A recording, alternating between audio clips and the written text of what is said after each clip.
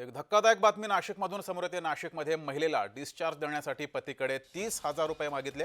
नाशिकच्या नामको कॅन्सर हॉस्पिटलमधील ही घटना आहे। शासनाच्या जनआरोग्य योजनेअंतर्गत महिलेवर शस्त्रक्रिया झाली होती, मात्र लाच स्वीकारताना रुग्णालयाच्या वैद्यकीय अधीक्षकाला अटक करण्यात आली आहे। नाशिकमध्ये हा प्रकार घडला आहे।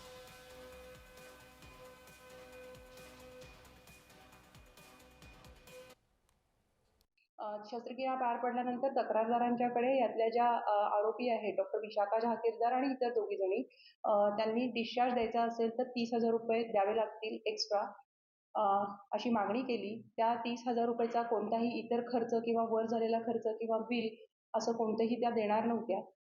त्यांनी तक्रारदार आमच्याकडे येण्यापूर्वीच 9,000 रुपये घेतले आणि नंतर जेव्हा पडताळणी दरम्यान पुन्हा 21,000 रुपये उर्वरित मागून त्यातले 11,000 रुपये घेतले।